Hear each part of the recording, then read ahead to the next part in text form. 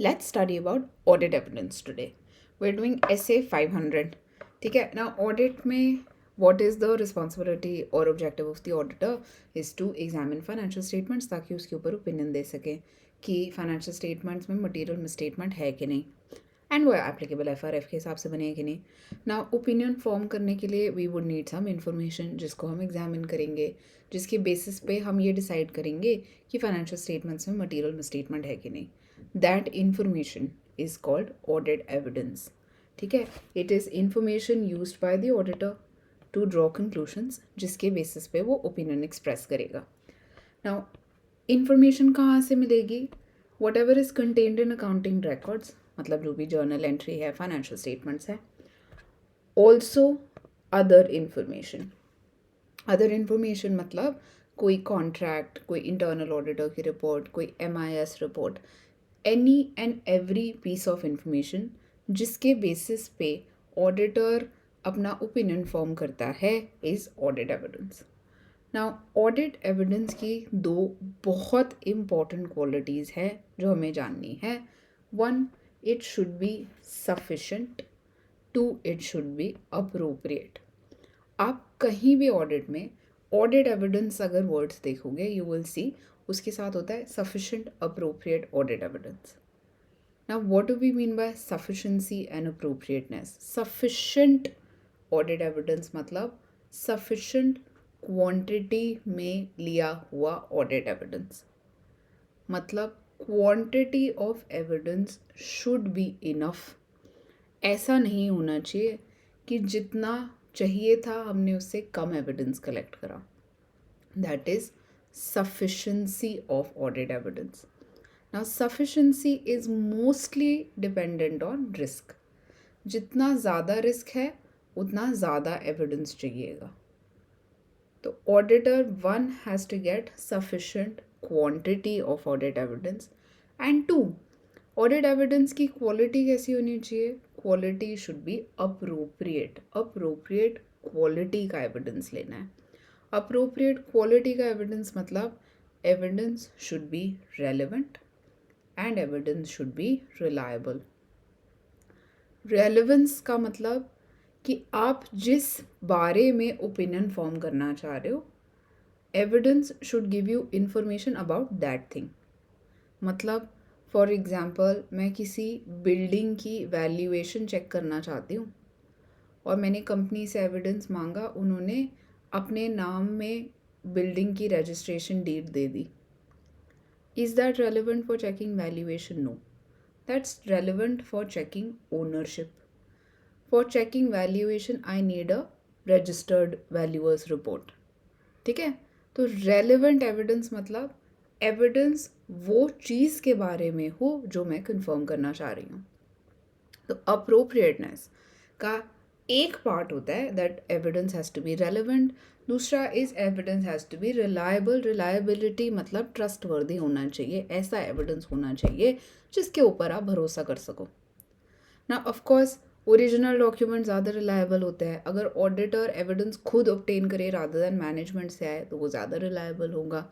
अगर एंटिटी में internal controls अच्छे हैं तो एविडेंस ज़्यादा रिलायबल होगा.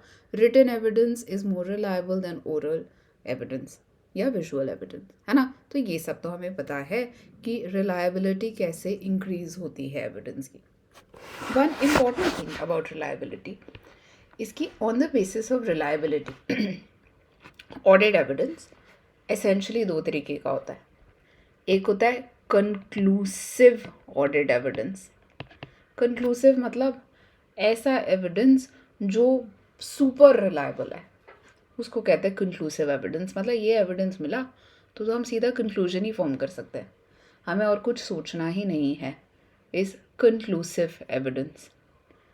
Unfortunately in most places in audit conclusive evidence available नहीं होता. एविडेंस एट बेस्ट क्या होता है? परसुएसिव. परसुएसिव का मतलब कि ये एविडेंस हमें एक डायरेक्शन में सोचने के लिए परसुएट कर रहा है. मतलब इससे हमें लग तो रहा है कि ये हुआ है but we can't be like 100% sure. That is persuasive evidence. ठीक है. जो हमें परसुएट कर रहा है बट पूरा का पूरा कंक्लूजन फॉर्म नहीं कर पा रहे हम सिर्फ इस एविडेंस के बेसिस पे. Persuasive या prima facie evidence is what we mostly get in audit. Now, persuasive evidence से conclusion by itself तो form हो नहीं पाएगा, तो हमें क्या करना पड़ेगा? We have to get some additional evidence. उस additional evidence का नाम क्या होता है? Corroborative evidence. Corroborative evidence क्या हुआ? ऐसा evidence जो हमने किसी दूसरे एविडेंस को सपोर्ट करने के लिए ऑब्टेन करा. जैसे अगर मैनेजमेंट से आपने पूछा कि सर आपने ये क्या कॉन्ट्रैक्ट किया है, उन्होंने आपको कुछ एक्सप्लेनेशन दी, फिर आपने जाके उस कॉन्ट्रैक्ट को एक्चुअली देखा, तो आपको इंक्वायरी से कुछ एविडेंस मिला था, उसको कोरोबोरेट करने के लिए आपने डॉक्यूमेंट को एक्चुअली इंस्पेक्ट भी कर लिया. That's the meaning of corroboration of evidence. ठीक है, this is what we call evidence on the basis of reliability. These are important words that would be useful. ठीक है, conclusive, persuasive, corroborative. Okay, now evidence again has to be what? Sufficient quantity, appropriate quality. क्या? Sufficient, appropriate audit evidence is the kind of evidence that we want in audit. अगर हमें लगता है कि reliable है कि नहीं पता नहीं, अगर हमने एक जगह से एविडेंस लिया कोरोबोरेट करने के लिए, दूसरी जगह से लिया, पता चले दोनों में इनकन्सिस्टेंसी थी, what do we do? Will have to do some additional procedures to resolve our doubts. और अगर नहीं हो पा रहा तो विल हैव टू सी कि किस तरीके का ओपिनियन एक्सप्रेस करने पड़ेगा ऑन द ऑडिट रिपोर्ट. ठीक है, okay. Now what are the methods of collecting evidence? Very very simple. You can either observe मतलब किसी प्रोसेस को देख सकते हो to obtain evidence. Observation is something we do for say physical count of inventory. हमें ये देखना है कि मैनेजमेंट सही से कर रही है कि नहीं, तो हम उस दिन पहुंचेंगे and we will observe the management's count procedure. Observation is looking at a process. If you look at a document, उसको कहते हैं इंस्पेक्शन. थ्रू आउट ऑडिट, अगर आपने कभी ऑडिट की है real life, you would see कि अच्छा ये इनवॉइस देख रहे हैं, कॉन्ट्रैक्ट देख रहे हैं, मिनट्स ऑफ मीटिंग्स देख रहे हैं, ये सब क्या होता है? इंस्पेक्शन. जब भी कहीं कोई थर्ड पार्टी इन्वॉल्व होती है तो हम क्या करते हैं? उनसे एविडेंस लेने के लिए उनको एक रिटन कॉन्फर्मेशन भेजते हैं. जैसे बैंक्स के पास भेजेंगे कि बता दो इस कंपनी के कितने अकाउंट्स हैं और उनमें क्या क्या बैलेंस है. That process is called external conformation. इसके ऊपर अपना खुद का ऐसे है, ऐसे 505. रिकैलकुलेशन इस जहाँ पे आप मैथमेटिकल एक्यूरेसी चेक करते हो किसी चीज़ की. जैसे डिप्रीसिएशन को कैसे हम चेक करते हैं डिप्रीसिएशन की ऑडिट करने के लिए? We simply get the fixed asset register. हम बोलते हैं अच्छा आपने ओपनिंग बैलेंस बता दो, एक्विजिशन डिस्पोजल बता दो, यूजफुल लाइफ बता दो, डिप्रीसिएशन हम रिकैलकुलेट कर लेंगे. ओके. री परफॉर्मेंस क्या होता है? मैनेजमेंट ने कुछ काम करा, आप उसको वापस परफॉर्म करके देखो कि वो ठीक था कि नहीं. ये हम किसके लिए करते हैं? मोस्टली दो जगह री परफॉर्मेंस हम यूज़ करते हैं. बैंक रिकन्सिलिएशन स्टेटमेंट, मतलब हम फिर से बनाएंगे, and ageing, debtor ageing, creditor ageing, जिसके बेसिस पे प्रोविजंस बनते हैं. Usually we take the balance and हम वापस एजिंग करते हैं खुद, तो हम ये री परफॉर्मेंस कर रहे हैं. एनालिटिकल प्रोसीजर बड़ा इंटरेस्टिंग तरीका है ऑडिट एविडेंस ऑब्टेन करने का, जहाँ पे हम ना कोई डॉक्यूमेंट्स वगैरह नहीं देख रहे, हम रिलेशनशिप्स एनालाइज करते हैं टू अंडरस्टैंड कि ये जो अमाउंट है in the financial statement, is this making sense और not. For example, let's say मुझे पता है कि एक एंटिटी का डेटर टर्नओवर रेशो के बेसिस पे कि अराउंड 45 डेज़ के डेटर्स रहते हैं. ठीक है, in the books.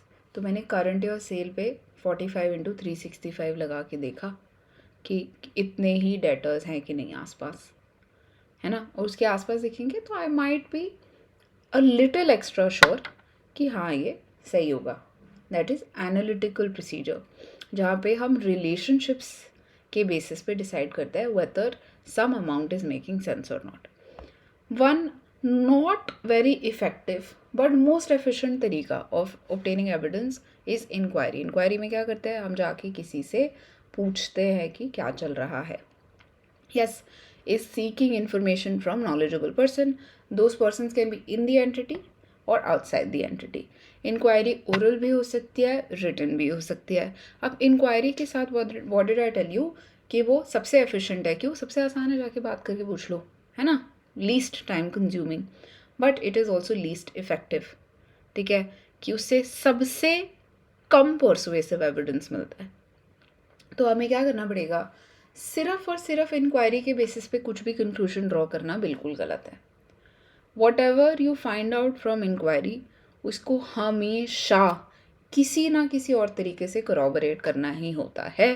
But nonetheless, in spite of being ineffective, inquiry एक बहुत इंपॉर्टेंट तरीका है ऑफ obtaining एविडेंस, क्योंकि उससे हमें कई सारी ऐसी चीज़ें पता चलती है जो हमें शायद टेस्ट ऑफ डिटेल्स मतलब या इंस्पेक्शन ऑब्जर्वेशन से ना पता चले। तो inquiry is an important method, but it is always used in combination with some other method. सिर्फ इंक्वायरी करना सही नहीं है। ओके, ठीक है, this is one part of the essay. The other part of this essay, very important, is how to get evidence जब हम management expert का काम यूज़ कर रहे हैं। ना मैनेजमेंट एक्सपर्ट कौन होता है? इज़ अ पर्सन जिसके पास एक्सपर्टीज़ है in fields other than auditing and accounting. Auditing and accounting के एक्सपर्ट कौन है? हम खुद, auditor, CAs are experts in accounting auditing. Any person who is an expert in some other field जिसको management ने एम्प्लॉय किया is called the management expert. सबसे commonly found expert management expert is actuary. ठीक है, management को provision for gratuity बनाना है तो वो कैलकुलेशन बहुत कॉम्प्लिकेटेड होती है। It's not something that you and I can do, है ना। तो उसके लिए एक्चुरियल वैल्यूएशन कराती है management, wherein actuary will tell you कि इस साल इतना इतना कॉन्ट्रीब्यूट करो, इतने का प्रोविजन बनाना है आपको। ठीक है, now how do we check? Let's say एक एंटिटी में provision for defined benefit obligation है।